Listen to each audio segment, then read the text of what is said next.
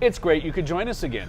I am with Greg Engert, beer director for the Neighborhood Restaurant Group, a James Beard Award nominee. The group includes the Sovereign in Georgetown. Then in Penn Quarter, you've got Red Apron and the Partisan. And in DuPont Circle, of course, Iron Gate. Greg, it is great to see you. You too, bud.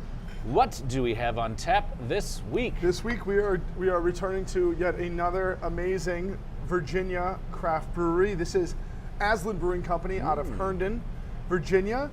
An amazing brewery that's gotten a lot of headlines, very well known. People line up to get their cans and have been doing so for a very long time. They opened back in September of 15.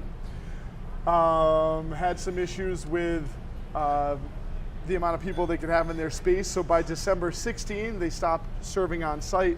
And so now for a year and a half, they've been selling cans pretty much exclusively. About 95% of their production goes out the door in cans, which is a remarkable amount of cans. And the rest you'll find at some select beer bars like Church Key. So this is called The Implication. It's a double IPA, it's 8.5% alcohol. It's hopped with Nelson Sauvin, Lemon Drop, and Haselton Blanc. Wow. After a few of these, you might be confused about what I'm implying. Ooh, inviting in Big the nose. floral, white wine, lemongrass, passion fruit, little minty, little herbal quality there, balanced bitterness. Very good. Crisp and full on the palate. Really great stuff.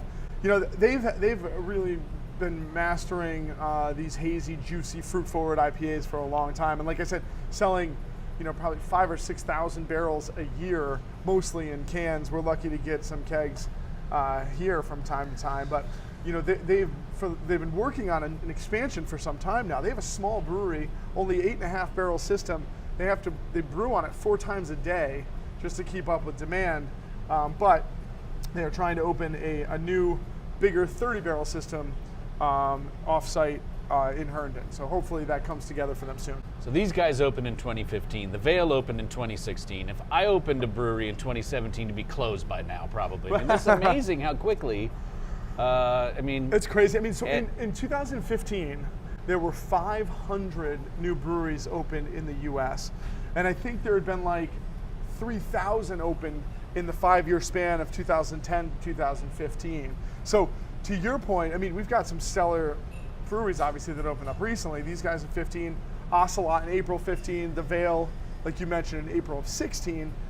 But I think to your point, it's getting harder and harder. I mean, we have I think 6,500 breweries in the U.S. today, so everyone new has to compete with these guys who've been doing it for a little bit longer and doing it so well.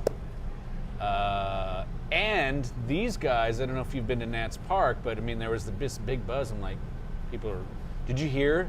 There's an Aslin pop-up outside Nats Park, and I know I haven't been to it yet. I haven't been to a game yet, but a lot of people I know have been and talking about awesome. Yeah, and it's cool.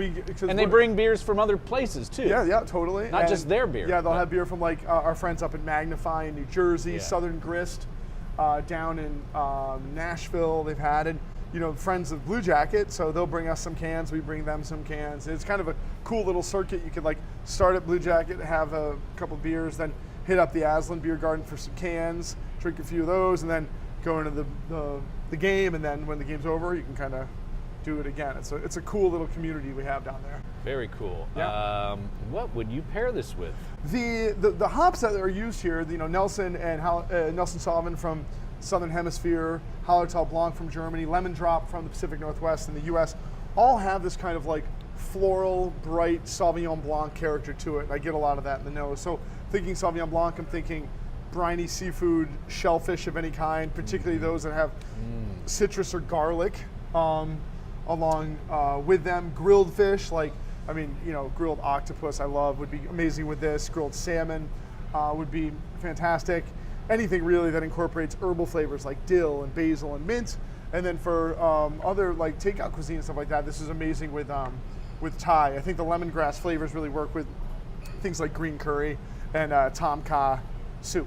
Greg, thank you as always. Thank you. Everyone, please always do drink responsibly, and be sure to bring your thirst next time for another Beer of the Week.